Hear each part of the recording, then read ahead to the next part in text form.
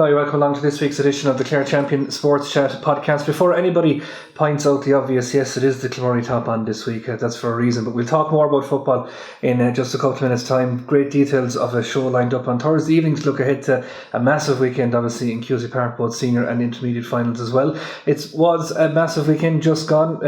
On and off the field, it has to be said. We'll talk about some of the off-field stuff later in the podcast, but first, with Fergie O'Loughlin and Peter O'Connell. Fergie, will start, I guess, with the senior final. An overwhelming majority of pundits win for Cratloe. Sixmilebridge turned that form and made it that fourth title with a fairly dominant enough performance. I mean, they did what they had to do. They were never really looked in trouble. Okay, first 10 minutes there were those few points down, but Cratloe never really put the shoe down. How much do you think, and we spoke about it in our podcast and in our columns, how much did the injury to Conor McGrath influence the outcome of this game, do you think? Oh, it was massive, Derek.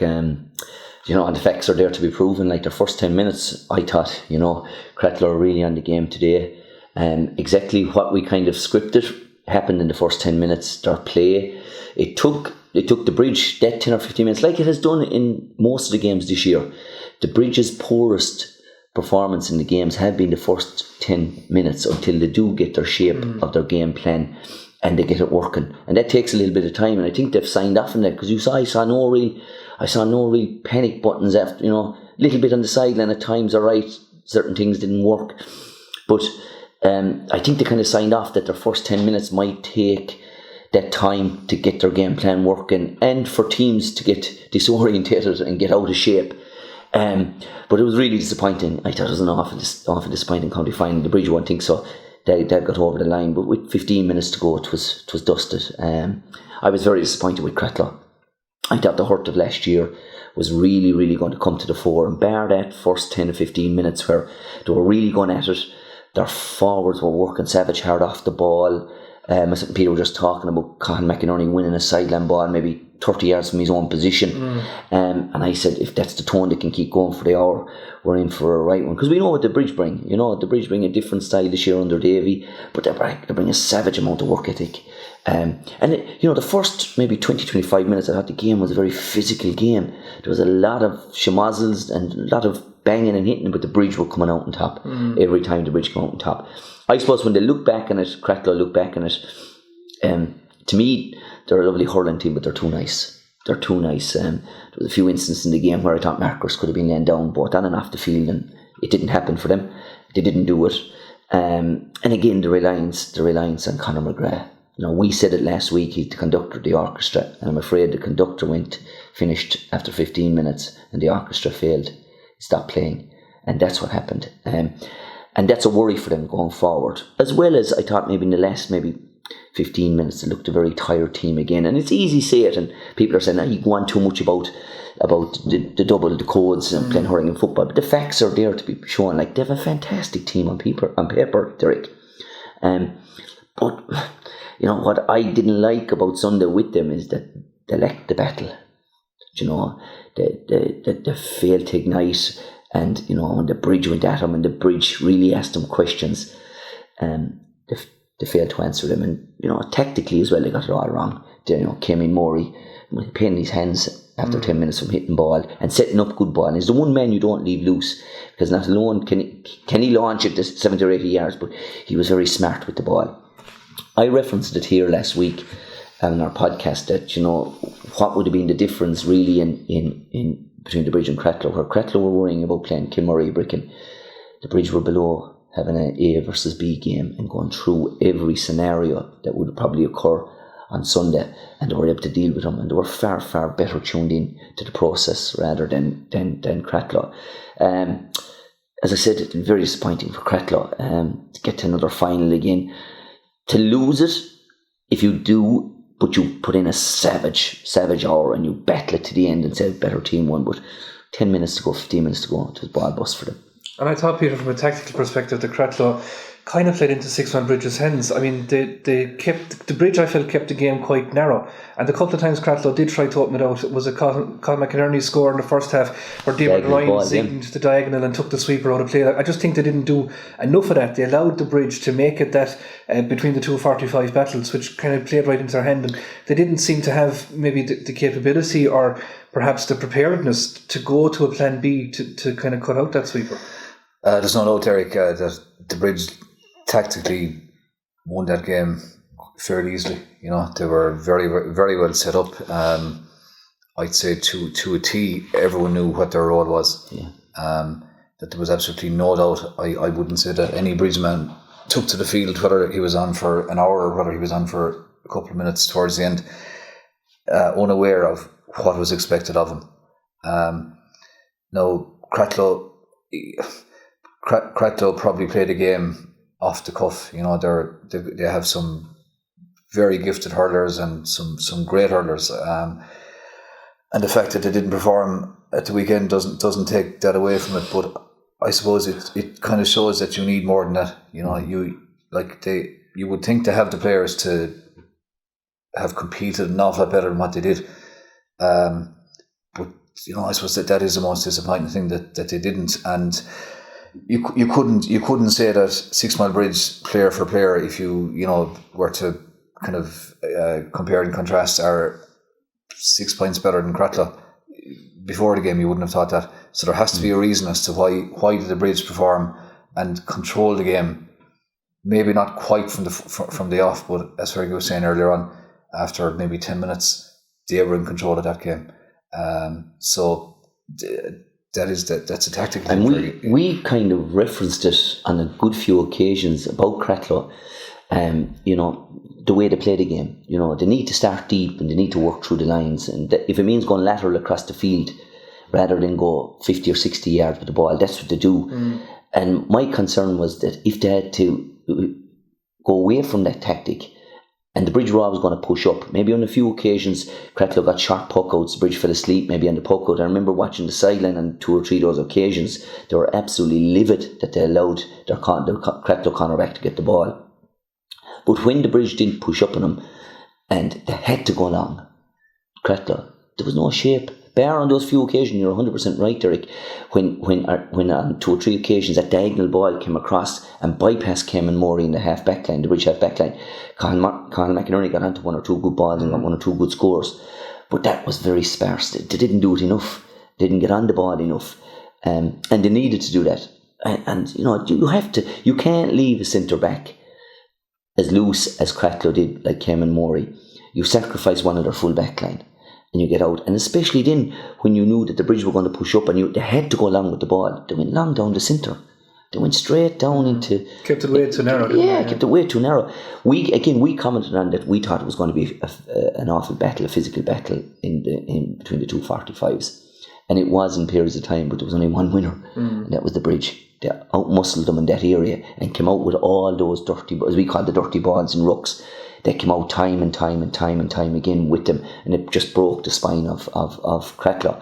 But you have to give, again, we said, the Bridge get to county finals. They don't lose too many of them, but you have to give them great credit. The way they worked, the way they produced their game plan and executed it. We can say how poor Cratloe were and all the different things, but you have to tip your hat to Sixmilebridge. Even they're setting up their management team this year. It can't be overseen like that. The fallout between Davy and Tim Crowe was highlighted even before it.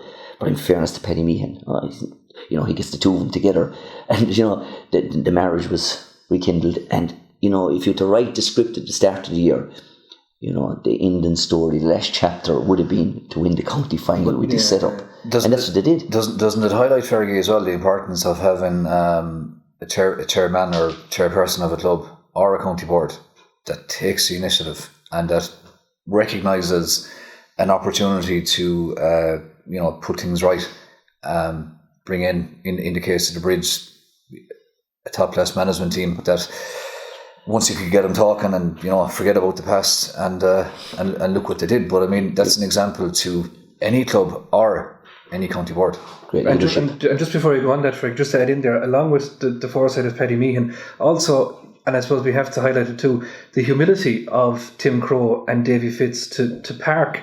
Because, I mean, we know Fitzy long enough that, he won't go back for much, in fairness to him. And Tim would be a principled enough man as well. So for them to bury their ego for the betterment of their club, transfer that to what we'll be talking about in the second half of the podcast in terms of where we are in the state of Clare hurling.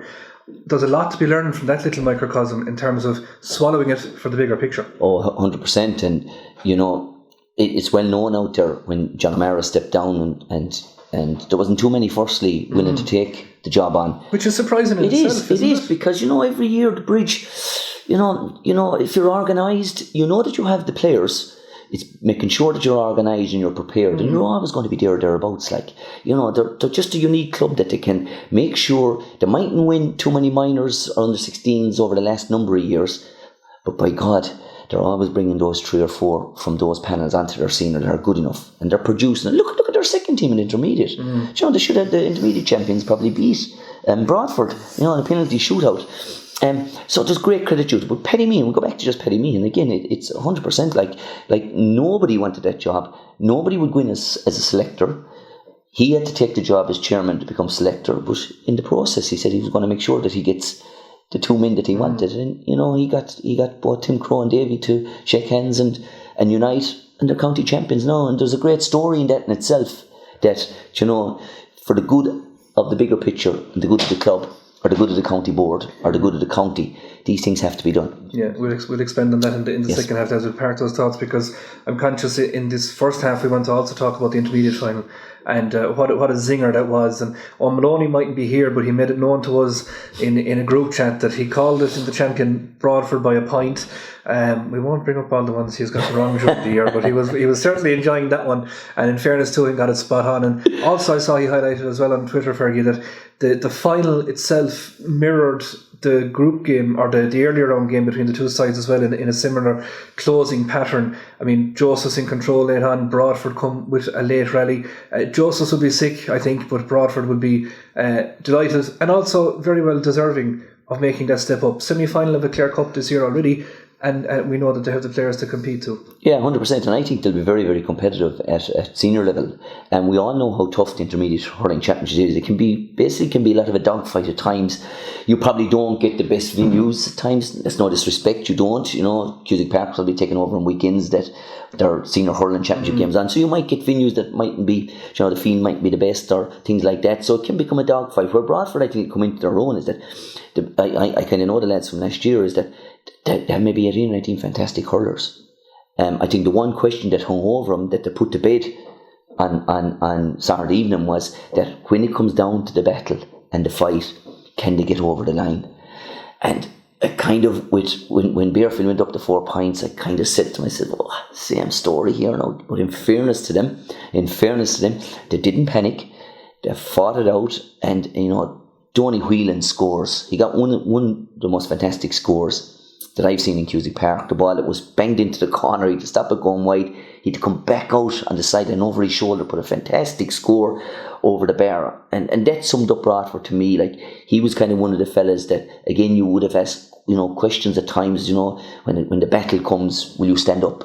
Geez, the score, he's got 5 fantastic points, and I think Broadford will be very competitive at senior level. I hope they get their mindset on having a crack at the Munster Club intermediate, because it's something that could really stand to them going forward. Have done well recently, they have, yeah. But going forward, even it brings them right into early next year if they ever run at it, and gets them set up for the senior hurling championship as such. Bearfield, no, they'll be sickened. They'll be sickened. But in the overall picture, I suppose, you'd have to say that Broadford were just slightly bit better, started better and finished better. And to win it the way they did, Fergie, the 2 games that went to extra time, the penalty shootout that you referenced, it has to be one of the intermediate championship often throws up a really great championship. You go back to last year, Peter. Sorry, you go back to last year, and we saw the Titanic struggle ahead with Fecal below on the bridge, and we saw what Fecal did to the rest of the championship. They won that intermediate championship handy, and they went on to get to the quarterfinals this year of the senior hurling championship. The year before they got relegated, they were in the semi-final, beaten by Ballier. They went on to win it. So they made a quality Fecal team. And, Tom Howard was involved the last 2 or 3 years in Bradford, and I'm delighted he stayed on for another year, because he was kind of going to turn in the towel after last year. And I kind of said, geez, there's definitely the ability to win an intermediate championship, how difficult and all that championship is. And I'm delighted for himself and Pádraig Boland that have put so much time into Bradford. He's a real club man, and I'm delighted for them that they've been a part of Bradford getting up to senior. And I'm telling you now, if they can get their house in order, they'll be competitive at senior level. Yeah, just before we take a very quick break, we have to mention for our girls see the minor A final on Sunday. A very good curtain raiser to the senior game, obviously. I mean, Corofin Rowan, deserving winners overall, is that fair to say? I mean, some really classy hurlers. And just to highlight one fella, and we all know his old fella Joe, but I mean Diarmuid Cahill, what an absolute cracking talent that guy is. Yeah, he's absolutely fantastic hurler. They played him in a very smart role. He had been playing Connor forward up along. They played him centre forward. They had a brilliant guy inside full forward, a keen fella that they directed long ball when they couldn't go short and play it through the lines. They went inside of the target man inside, which I thought was very smart. But then young Cahill came off the shoulder every single time, and it was very hard to close him down, very hard to mark him. Where if he was inside Connor forward, I think it would have been easier to marshal him. But they were smart. They knew the space at Cusick Park, and they used it. But they were far the better team. In fairness to Clarecastle, they didn't hurl for the first 30 minutes. In fairness to them, their second 30, they put a bit of pride back in the jersey and in themselves. If they'd only given maybe 10 of those minutes of the second half that they did in the first half, the game would have been a lot closer, because they brought the game back down to 4 or 5 points, and we had a chance of a good score from a free that was missed at that stage, which might have given that little bit more doubt into the Corofin Rowan's heads. But overall, a classic Corofin Rowan team, very, very strong for amalgamation, very, very strong. And somebody said to me coming out in the grounds that they have a better team next year. So for that amalgamation, it's looking very good. Absolutely, and great to see them lads playing at the top level. At the top level, and that's what it's about. If you can't make it up through numbers, Peter or Derek, if you haven't got the numbers, but you can with 2 clubs going together, and you give exposure to these lads playing at the top level, well then that's good for Clare hurling. That's good for clubs. If you have the numbers and you're going to bed with somebody for the sake of making a team to be too strong and losing your identity of your club, well then I'd be worried about that. But if you haven't got the numbers and you have to go with another club and you're giving exposure to lads at the top, well then that's good for Clare hurling, it's good for clubs. Absolutely, that was our take on what happened on the field at Camogie as well. Actually, we'll talk about that after the break. But when we do come back, we're getting our teeth into the off-field stuff. It's been quite the week. Don't go anywhere.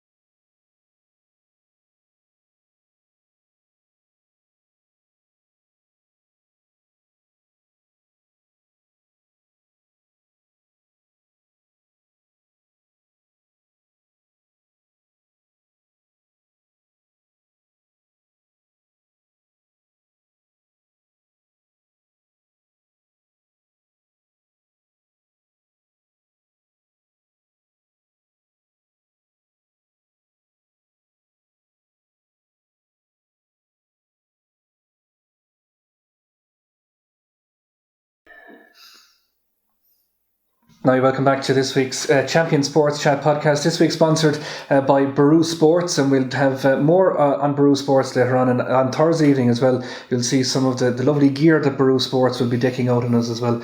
So if you're not tuning in for the chats, just tune in to see us all dressed up. It's a rare enough occurrence, Peter, so we'll be doing that Thursday night. That'll get them tuned in. Yeah, it will, yeah. And at the top, we won't be going to bed with anyone for it. Just to bring that up as well. It'll be a change from the quilty top. Kilmurray, sorry. TJ O'Loughlin, this week of all weeks now, and then a sly dig to throw on a Tuesday evening. It's been quite the week in terms of off-field stuff as well, as I think it's fair to say. News break last week that there's an impromptu board meeting called. The board come to the meeting, outlined the process of what had happened from the time that Clare exited the championship up until now, all the various people that had been spoken to, all the various ins and outs. There had been, we were told on the night, a candidate selected to go to the committee, or to the county committee as it is, the delegates of the clubs, to be ratified. The clubs stand up and say no, led by Scariff, it has to be said as well. Dan Tracy was the first man to take to his feet to say, listen, we need to press pause on this one. go back for 2 weeks, and that's what's happening at the moment. Expressions of interests opened, a lot of concerns expressed in the night that nobody was mandated to actually vote or propose or second the candidate because nobody had a chance to talk to their clubs about it. These interviews took place on Monday evening, an email went to clubs Monday night, the clubs met on Wednesday evening, and it all seemed to be almost railroaded through pretty quickly, but clubs stood up and said, no, press pause on this. So that's what's happening. It seems an incredible situation, Fergie, and Anthony Daly wrote about it in his Examiner piece last Monday, that how could a committee sit down to interview candidates for an inter-county manager's role and not want to know who was on the backroom team? It just beggars belief. Now, Dalo referenced Killinscully. That just shows the level of farce that this was, and we've sat here enough at times and we've criticised and we have questioned and we have urged delegates to stand up and be counted, make their voices known for the betterment of Clare hurling, because that's what it's all about at the end of the day. And in fairness to them, a number of them did that on Wednesday evening. You had Brian Thorpe in Tulla, Colm Honan in Kilmara, Dan Tracy in Scariff, Niall Romer in Kilmaley. They were the chief men that stood up and said, hang on a second, this isn't right. It's kind of frightening though, I think, that the board would come in adamant and convinced that they could bring one candidate through, no management team in place, and expect him to be ratified. Yeah, it's crazy, and it's not without us highlighting it over the last number of weeks in our podcasts and in our columns in the Clare Champion of how this process has got into the squatters. It's absolutely amazing. It's Dalo mentioned in his article the embarrassment. It's at the higher grade of embarrassment at the moment that this whole process has taken the road it has taken. And the really one big thing that stands out to me, Derek, is that this first three people committee set up to interview, if it was Brian Lohan and Donald Maloney initially starting off, is that what process we often mention terms of references. When you're doing a report or you have to overlook something, what terms of reference or what guidelines do you go into to interview a county? So, who interviewed Brian Lohan? Who actually interviewed Brian Lohan? It's farcical, it's laughable, it's hard to believe. I was stuck for words last week at times, which I usually am not. It's a rare occurrence. Yeah. But it just, the whole process, and do you know the most killing part of it is, most people that are going to get hurt from this are the players. Instead of 3 months ago or 3.5 months ago, that this, if you were going to be involved in the county board, wouldn't you be saying fairly fast and fairly quick, let's get the new manager in place, whether it has to be the same management team or the new management team in place as fast and as quick as possible. Firstly, to let them get on with the preparation. Secondly, let them get a good look at the Senior Hurling Championship in Clare. Thirdly, let them get together and let them get the process of their plans for the year ahead, their guidelines, the financial situations they need to get themselves into.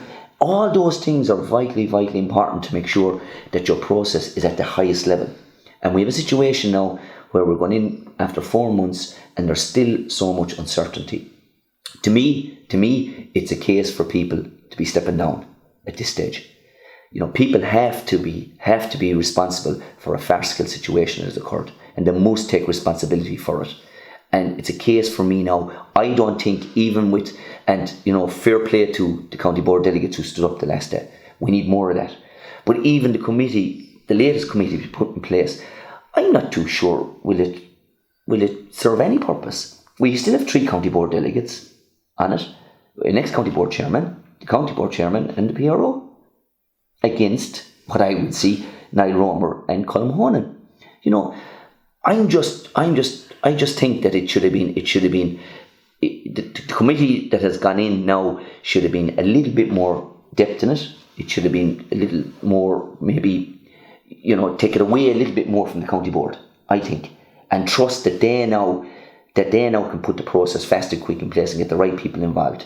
and let the county board delegates then decide. But just outline some more of the facts from the night itself, because Joe Cooney was asked why didn't the process begin sooner, and he did say that it was because while the county team were knocked out, the senior team that is, were knocked out in mid-June, he pointed that the minors were still involved in an All-Ireland quarter-final series. He said the under-20s still had to play, and that there was various development squads, and they wanted all that to finish before they began this review or this process of that. In terms of the committee that's selected, that was picked from the floor on the night, and it was almost reminiscent of being, you know, when you get to the last 10 minutes of your club AGM and lads are looking at the watch and going, lads, I'm here 2 hours, I'm slipping out the door there, and you have those last few jobs to give out, and Martin, will you take that, and Jim, will you take that?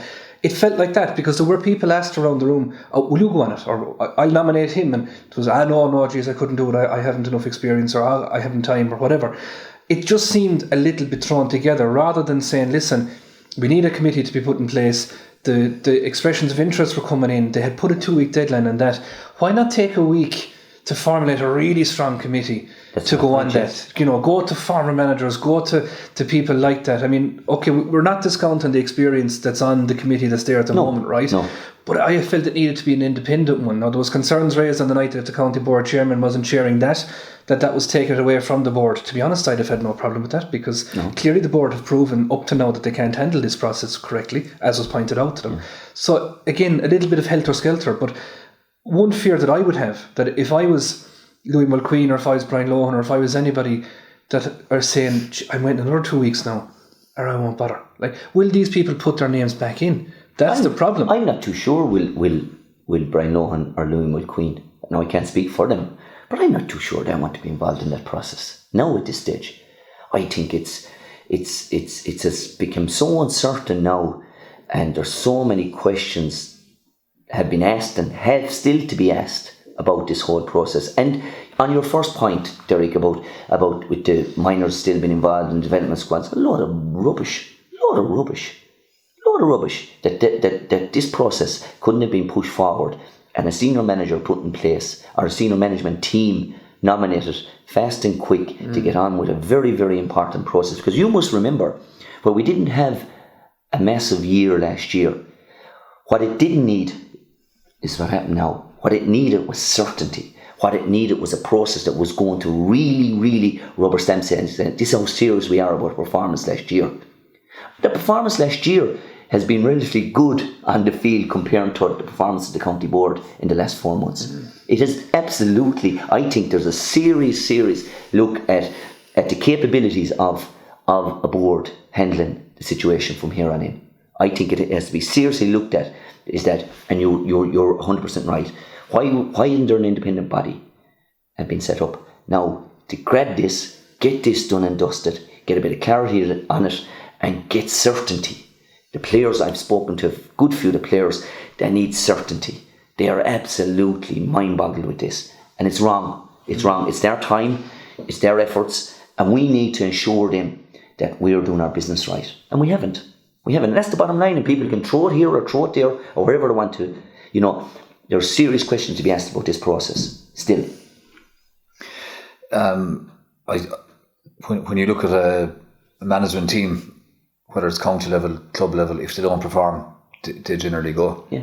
And I honestly think that the same level of scrutiny should be applied to the county board. I see this as an opportunity. We've heard, a lot of people speaking out over the last couple of weeks. We've often been on about board delegates. Maybe not. Well, not maybe. Definitely not being vocal enough at county board meetings, or representing players, whether they be club players, whether they be county players. But this time it did happen. If it hadn't happened, it would have been just pushed through, and there would have been a massive, I would say, democratic deficit, because people would have just remained silent. But we definitely, I think this is an opportunity to look at the county board. What is the role of the county board? Who within the county board is performing their role to a very high level? We expect any player that puts on a Clare jersey to perform to a high level.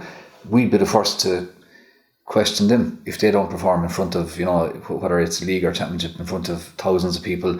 They're under public scrutiny. I think the same scrutiny we are obliged to place the same scrutiny on the Clare County Board. I don't think they're performing. I wouldn't have confidence in them. I think this now is the opportunity for the clubs of Clare, for the people who've spoken out over the last couple of weeks, to ensure that their clubs look at what are the county board doing, coming up to the AGM, that people are nominated for positions that are capable, that are strong enough to stand up and take on issues, know enough about hurling, know enough about football. Like, you need to have a massive knowledge of what's required at a intercounty level to be capable of appointing an intercounty management team. How many of us? I mean, you need to have massive expertise to do that. 100%. Could I ask a question? I'm not saying it's right or wrong, the answers to it that I'm going to give. But should football delegates have a say in hurling matters, and vice versa? Should hurling delegates have a say in football matters? Yes, because at the end of the day, they're all GAA people. I think we have so many dual clubs and dual players and dual people in the county that you can't. Well, if you're a dual club, well, then you're a hurling and football club. But should a football club have a major say in the next county manager? And that's not. I'm just asking a question. No, I'm not saying. You go to hurling matches, Fergie, and a lot of the people you'll meet outside the gate 2 hours before the game have come from Loophead, which is a football stronghold. They're obviously the Camogie are starting back there now, but I don't think that's not the problem. This isn't a football versus hurling thing at all. But what I'd ask... I'm saying, Derek, on that before you... All I'd ask is that when it does come down to the voting systems and, the election of different people and officers and managers and things, the real strong hurling clubs, if they put a process in place that's a disaster, that's, as we see now, well, then the hurling people are responsible for the downfall of Clare hurling. And the same would apply in the football scenarios. All I'm saying is that does it need a narrower focus on our hurling delegates, our hurling clubs, and concerning football, our real strong football clubs should have the major say on big football decisions. I don't think so, and it comes back to something I'm going to talk about in a minute, because you have expertise in a hurling person that can be applied to a football scenario and vice versa, and that's also applicable to the board. You look at Clare GAA is now a €1 million turnover scenario. It's a business, right? There's huge finances in terms of running teams, in terms of tickets, in terms of gate allocations, all that. So why then are we dealing with a treasurer? And I'm not saying the current treasurer. I'm saying a treasurer, a position without a financial background. Like, surely to God, it should be somebody that has a financial marketing kind of a background that can maximise that position. The same with the chairman position. Being involved with your club for X amount of years, I don't think is good enough anymore. I think you need to be more rounded than that. You have to have that financial background, that marketing background, that PR background.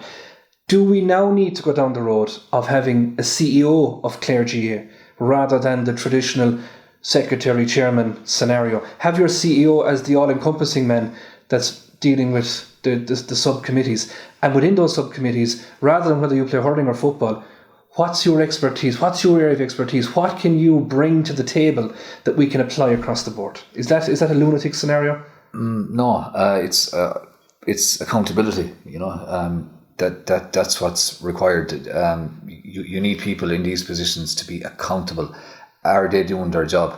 And tell us how they are doing that job. But at the same time, then you need people who come in from clubs, who can stand up and ask a legitimate question. It doesn't mean that, we're not saying that delegates coming in from clubs should be constantly criticising the county board, or that we should be constantly criticising the county board. But at the right time, if there's a legitimate question to be asked, that you ask that question, and that it's not seen, as a betrayal of Clare GAA, that you are prepared to stand up at a county board meeting and ask a legitimate question.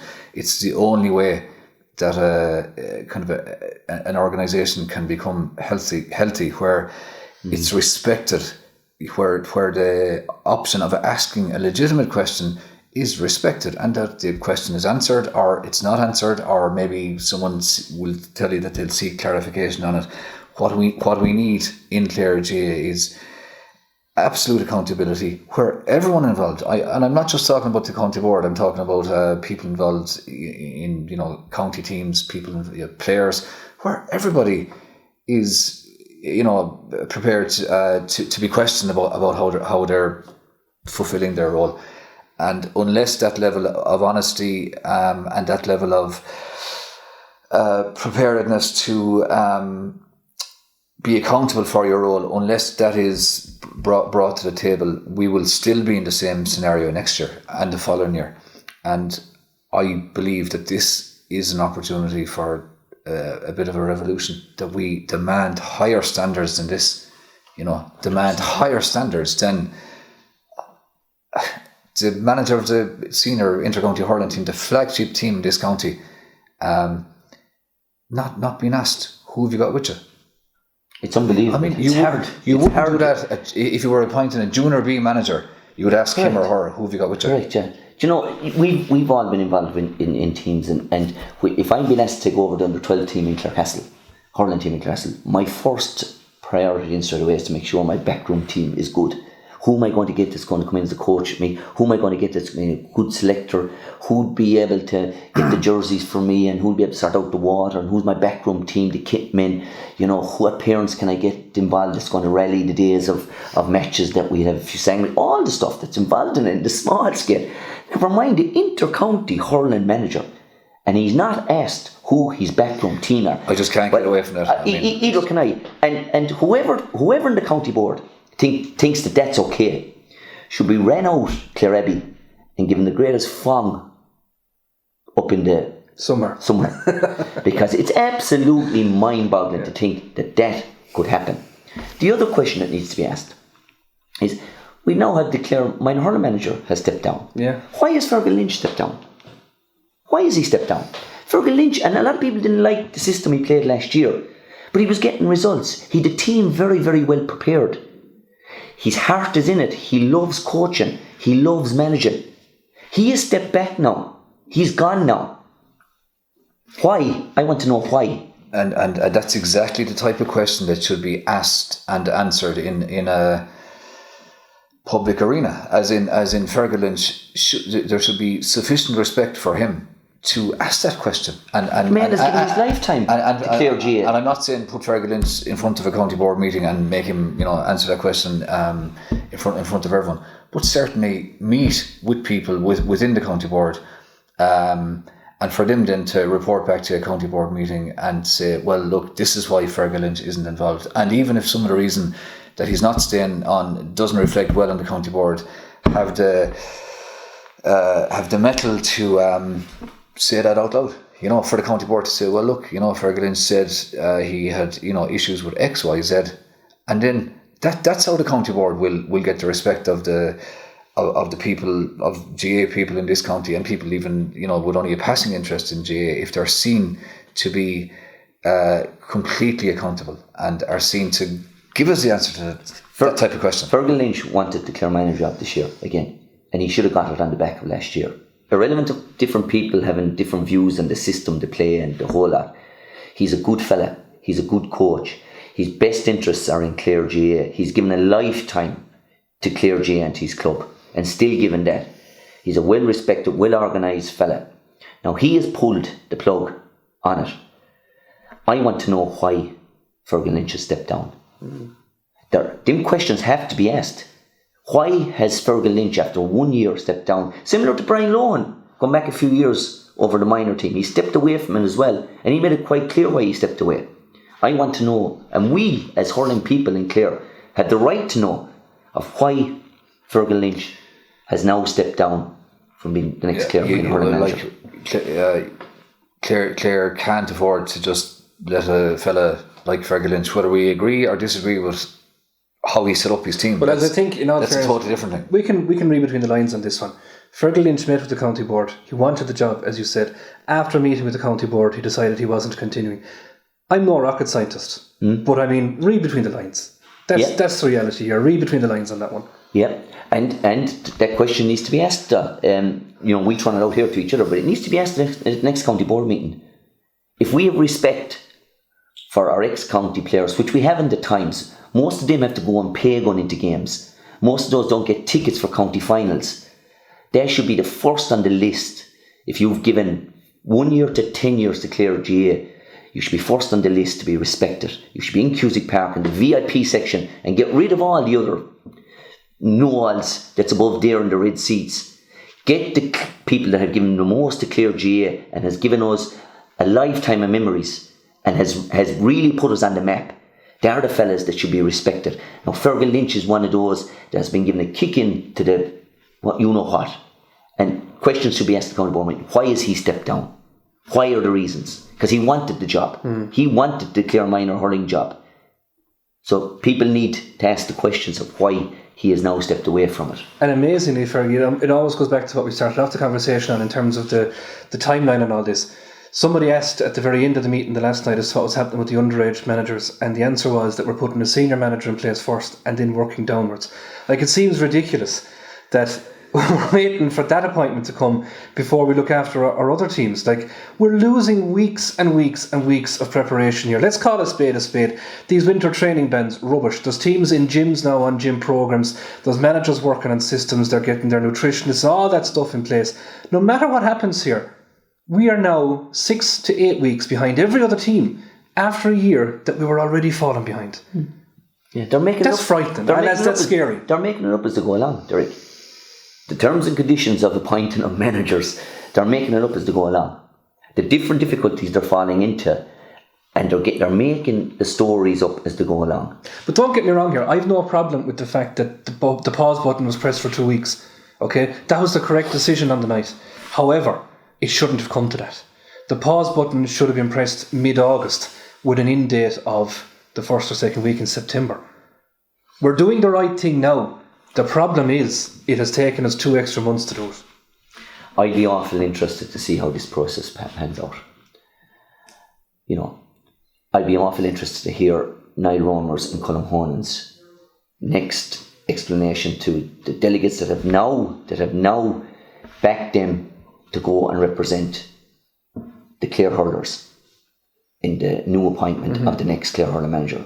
I'd be awful interested in listening to see on those two, because as far as I'm concerned, they're the only 2 separate individuals that can now make a difference. I think, and it's going to be awful interesting to hear their feedback now. And I'm 100% behind you. It should have been an independent committee set up. It should have been taken out of the hands of the Clare County Board straight away. They've enough of damage done. It should have been an independent county board to be given 2 to 3 weeks. Yes, push the pause clause now because we're in a no-win situation anyway. But let's get it right this time. I'm not too sure have we solved anything. I hope I'm wrong. I'm waiting to see the outcome of this process. Where will this go? And it's going to be interesting times ahead. And I was talking to somebody that's close to the committee over the weekend, and my understanding is that they're not being informed as a candidate comes to light. So the applications are up at the moment. It's emails to the county secretary. So the first time that committee find out who has been nominated is 6 o'clock on Monday the 21st. So even that, like, I think, like, if a name came in this evening, I'd like to think that would be communicated to that committee, that they can be working on that as it goes, so that every available day and hour is used to the max. Like, it'd be very interesting to see, as I said, where this process finishes up, and where you mentioned several times in our discussion already the accountability. The accountability now from the floor of the last county board meeting has been handed to 2 delegates, which I think is a little bit unfair, but it has been. Okay, it's a start. Okay, fairness. A lot of clubs stood up at the last county board meeting and they said, hold on a minute here, this is not right. It's the start. It's only the small start of accountability. Now let's see where this will it end up the same? Will we have any difference? I'm not too sure. I hope I'm wrong. I hope I'm going back in here in 2 weeks' time saying, thank God that this process has started a new scene in Clare. But I'm not too sure. Look, the big emphasis is going to be on who's going to be appointed to Clare senior hurling management team, not just the manager, but the management team. But and I suppose what I would fear is that somebody's appointed and all this is kind of forgotten in a month or 6 weeks' time, and that we still have the same county board come after convention, and that we need new people in there. We need people with new ideas, fresh thinking. That's what we need, as well as putting in place a management team as well. We need it all. Like one of them on their own in isolation isn't enough. Yeah. We'll be keeping an eye on all that across the next couple of weeks. And conscious time is getting away from us, Ed, so we have to wrap it up there. Just details of what's to come in terms of our football preview. We have that special live podcast show in the Belbridge House Hotel in Spanish Point. It's happening on Thursday evening at 8 o'clock. You can watch it live on the Clare Champion Facebook page, but you can also watch it live yourself if you want to come along to the Belbridge. We'd love everybody to be there. Bring your colours, no matter what they are. We'll welcome both Kilmurray and Midtown. Yeah, Fergie's offering balance for the first time in his life. He's offering balance here in the studio this afternoon. So we've got a great show lined up, some fabulous guests, past players, legends of both clubs, and indeed club chairmen and supporters alike. So do come along, 8 o'clock Thursday night. That's in association with the Belbridge and Baru Sports as well. So we thank them for coming on board, and a fabulous weekend of football ahead. All that to come in the paper, previews right across. We didn't get to talk Camogie, but there's loads of wraps up in terms of the Munster Junior action for St. Joseph's, that fantastic win for Scariff, and Sixmilebridge's Senior B win. All in the paper on Thursday. We're back, as we mentioned, Thursday night live and on the Monday podcast as well. We'll talk to you then.